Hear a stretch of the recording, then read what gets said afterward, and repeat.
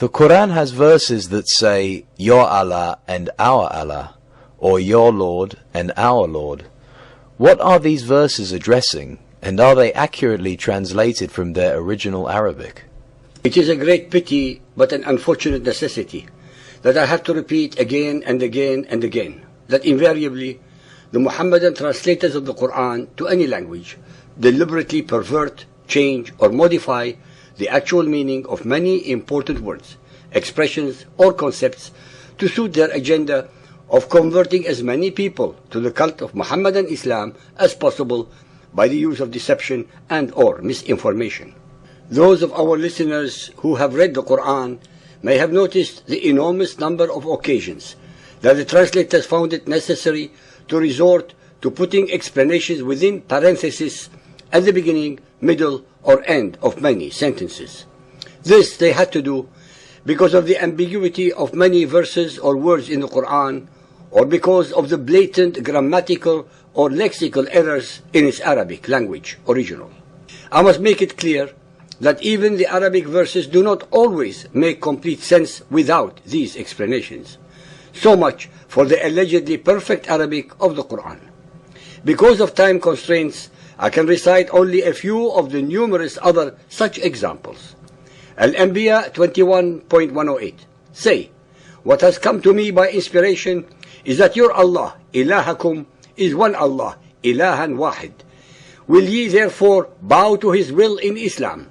Wa antum muslimun.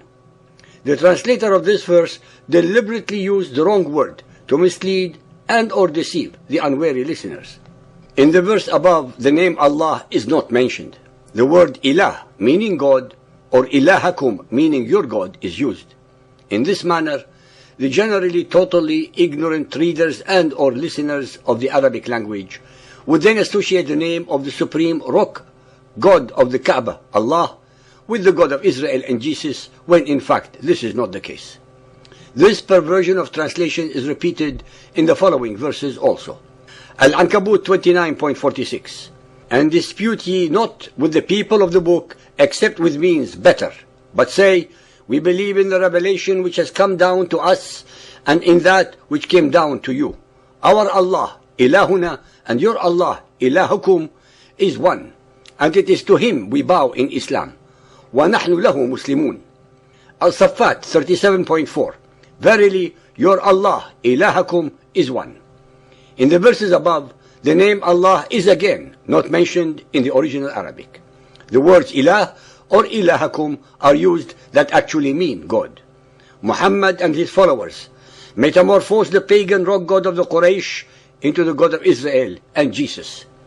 As we have demonstrated earlier in chapter 3, if Allah did actually mean God in the language of the Arabs, then their shahada, which is the recitation of the witness verses that confirm and or convert people to Muhammadan Islam, would have been La ilah illa al-ilah, meaning there is no God except God, instead of La ilah illallah, meaning there is no God but Allah. Hence, obviously, calling the name of the rock god Allah. This is of course not different from the names that the pagan Romans, Greeks, Babylonians, etc. gave to their gods and goddesses, such as Jupiter, Zeus, Aphrodite, Ishtar, Inanna, and hundreds of others. These were not God, but the names of pagan gods. To confirm our statements even more, the supreme pagan rock god of Muhammad and his tribe, the Quraysh, Allah, had 3 daughters, who had the names Al-Uzza, Al-Lat, and Al-Manat.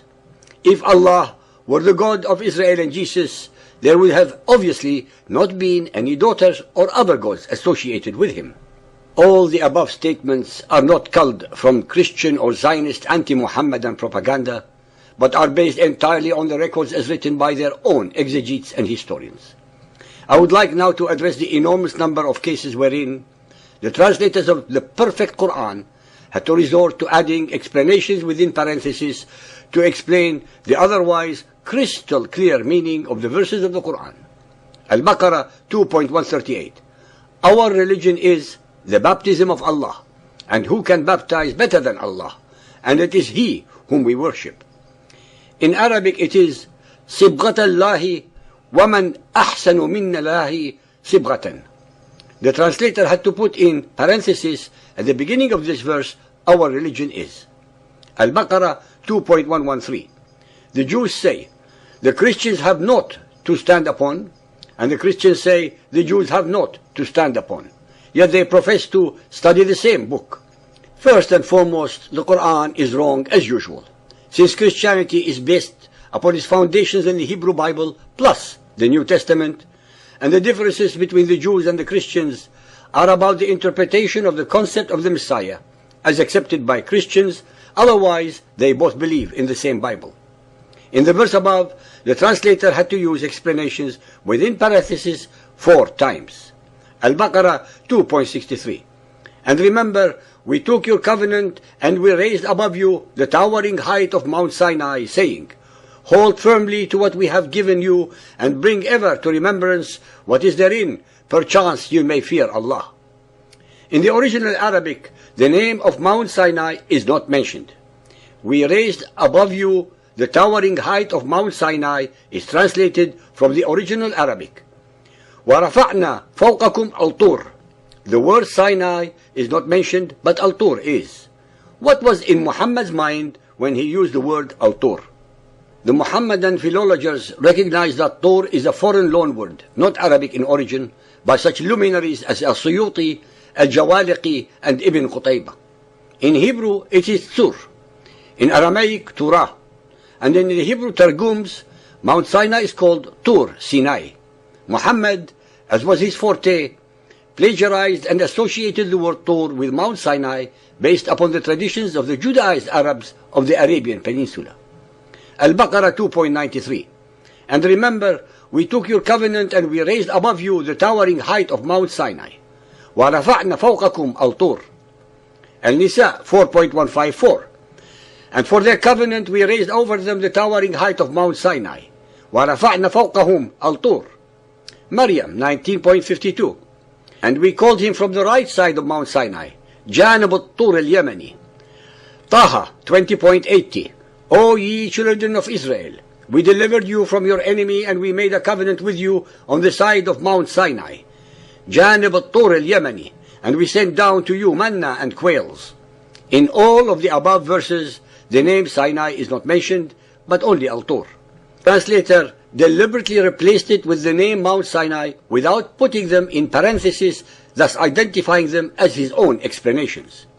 Al-Mu'minun 23.20. Also a tree springing out of Mount Sinai, Tur Sinai, which produces oil and relish for those who use it for food. Al-Tin 95.2. And the mount of Sinai, Watur Sinina. Ladies and gentlemen, be aware that Muhammad loved to play with words and his Quran is full of them. Words that he plundered, plagiarized, pirated and or perverted from the Syriac, Aramaic, Ethiopic, Hebrew, Greek, and Persian languages, as well as words that he himself invented to rhyme with his verses. His followers, emulating his Sunnah, have been continuing this process for the last 1400 years unto this day.